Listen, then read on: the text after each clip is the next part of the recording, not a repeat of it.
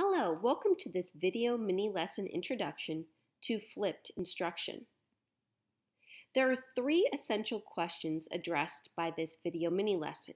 What is flipped instruction, why flip, and how to flip? What is a flipped classroom? So let's compare it to a traditional classroom.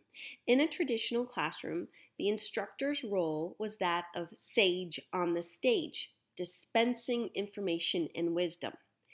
In a flipped classroom, the instructor's role fundamentally shifts to that of guide on the side, someone who is facilitating student learning activities. In a traditional classroom, the instructor might lecture and then assign homework based on the content of the lecture. In a flipped classroom, students engage with direct instruction or other course content prior to coming to class, so that face-to-face class time or synchronous online learning time can be used for student-centered, engaging activities. Why flip? Much of this content comes from a book by Bergman and Sams called Flip Your Classroom. Reach every student in every class every day. Bergman and Sams are pioneers of flipped instruction. They argue that flipping speaks the language of today's students who are digital natives. It also makes their learning accessible 24 hours a day, 7 days a week. It also allows them to pause and rewind their instructor and to rewatch video content as often as needed. Additionally, flipping helps students of all abilities to excel, including students who are advanced, perhaps more typical students, and students who have learning challenges. And in this sense, it allows for true differentiation. Differentiation is doing different things to help students with different needs, interests, and strengths be successful. Flipping also allows class time to be used differently, which increases student-instructor interaction and also student-student interaction. And in doing so, it allows instructors to know their students better. From my own research with colleagues, we've learned that students perceive that flipping helps them to learn better, makes them more confident, and in turn increases their motivation. They seem to enjoy learning more, feel like it's worthwhile, they appreciate the flexibility, and also they recognize that flipping helps both visual and auditory learners. Interestingly, we also learned that flipping promotes metacognition. Oftentimes with video content, students will pause and rewind during a video viewing session in order to ensure that they understand the content. We also found that they will often, at the end of viewing a video content, they will consider, did I get that? Are there parts of that that I don't understand? Do I need to rewatch part of that? And those sorts of questions are at the heart of metacognition. That sort of self-assessment is really crucial. And we also found that flipping promotes self-efficacy, where self-efficacy is the belief that one can do something and the belief that the self will do it. So it's this sort of confidence and this belief in one's ability to achieve something.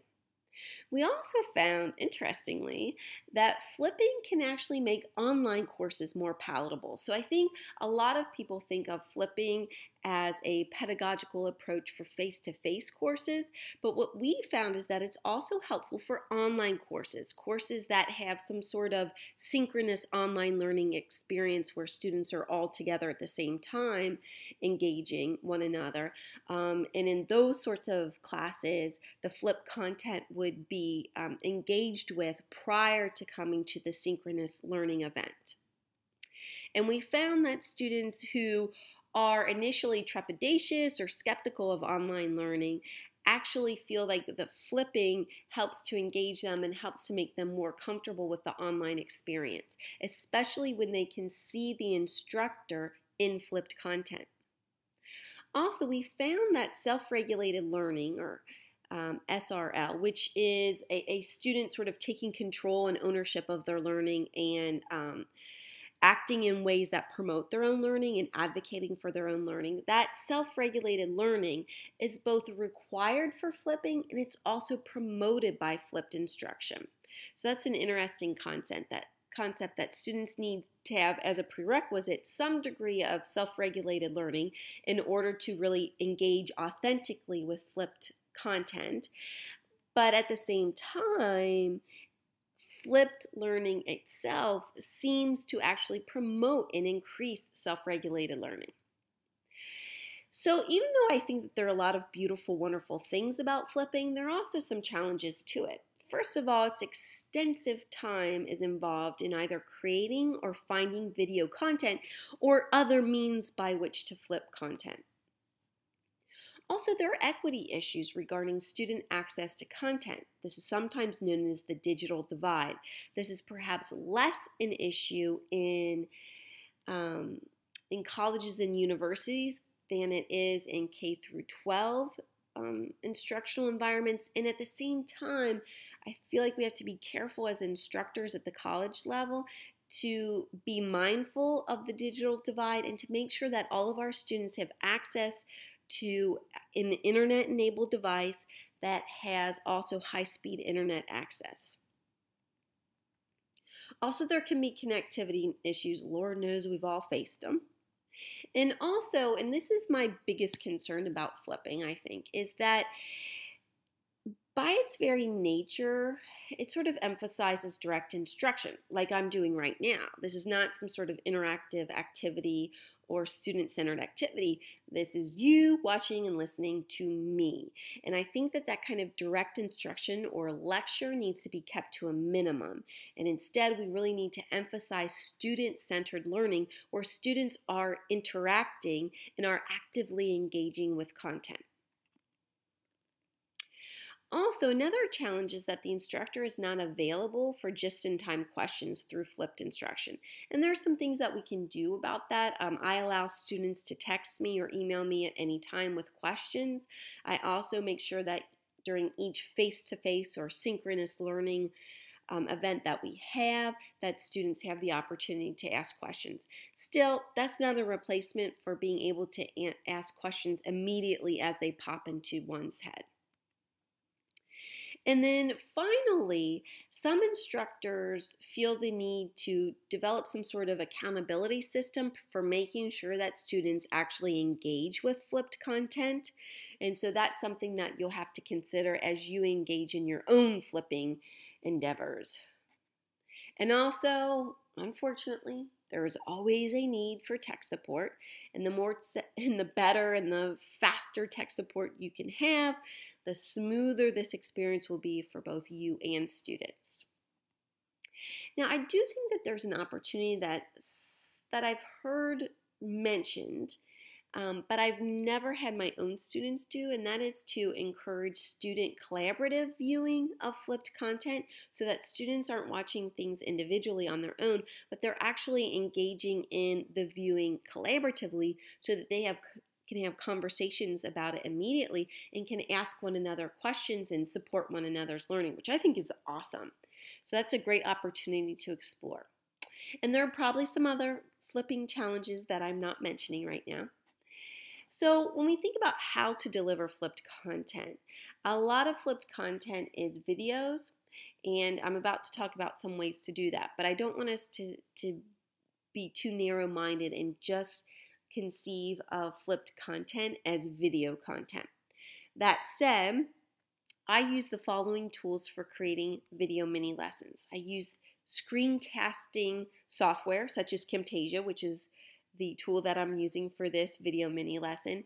And screencasting is software that captures whatever is on your computer screen. And some screencasting softwares will also allow a picture within a picture, which is what this is. You see my picture real tiny, and then you see the rest of my screen on the computer. Jing is a free version of such software. However, it does not allow picture within picture, and it caps videos at 5 minutes in duration. You can also use animation such as Go Animate.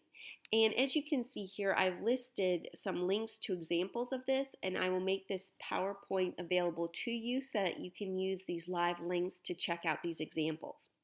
Also, there are some great iPad apps such as Show Me and Explain Everything that provide sort of like a whiteboard on which you can write or post pictures or put video on there, and you can move stuff around and whatever as a way of providing video content. Also, you can use the video feature of your own iPad to create content and upload it directly to YouTube. So, we will be looking at some work by Kathleen Macfie, who is a professor of Russian at UNCG, and you can, in the PowerPoint, click on this link to look at one of her video mini lessons for her students. And I do want to read this quote by her because I think it's very important. She recognizes, "I'm not a movie star. This is me teaching my students. It is genuine and we are building a relationship. I'm reinforcing the teaching that I do in the classroom. Rough is okay. If we waited until we could have TV-ready moments to present, we would keep teaching it the way we always have, standing in front of the class and wasting time that we could be using practicing what I am presenting here." So keep that in mind, that it doesn't have to be perfect, as this particular video is a perfect example of. So what's flippable content? So for me, I will flip anything that does not have to be done in a face-to-face or synchronous session. So for example, I used to spend a lot of class time on the first class session going over the course syllabus. I never do that anymore. I do a screencast of me sort of walking through the syllabus and hitting the high points, and I tell students they are expected to view that video mini lesson and read that syllabus before coming to class the first day. And I field any questions they have about the syllabus on that first day, but then we move on. Also, you can flip any sort of introductory content that lends itself to direct instruction or lecture. Also, all projects that I have students do or assignments, I create an analytic rubric for and an assignment sheet, and I create screencasts during which I go over those assignment sheets and rubrics. And I have students watch those screencasts before coming to class, and in class, I field any other questions, similarly to how I handle a syllabus, but we do not spend class time going over that sort of stuff, which does not require class time. Also, if I have feedback on a project that's sort of relevant to the whole group, I'll screencast that or I'll do a video of that. Also, a lot of my classes involve the use of technology, so I will create little how-to videos about how to use that technology, and that will be flipped content as well. And there are many other things that are probably flippable content, so think about that. So here are some quick tips on flipping. First of all, start small. Just flip one unit in one content area or one course. Also collaborate. If you have a colleague who is teaching the same content, perhaps you could collaborate and each flip some content so that you're sort of working together in tandem instead of trying to go it alone. Also, consider using available content. There's a lot of content on sources such as Nomia, Khan Academy, TeacherTube, etc.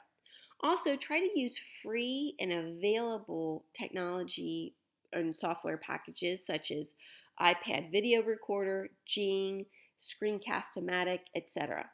Also, be sure to keep videos short. Really try to keep them at 10 minutes or less. And when possible, use picture-in-picture. While there is limited research now on flipped instruction because it's still a new pedagogical approach, what limited research there is suggests that students like seeing their professor on videos as opposed to some disembodied talking head.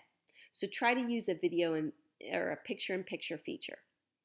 So that's it for this introduction to flipped instruction, and let's all work together to move from a more traditional approach to a flipped approach. Thank you and have a good day.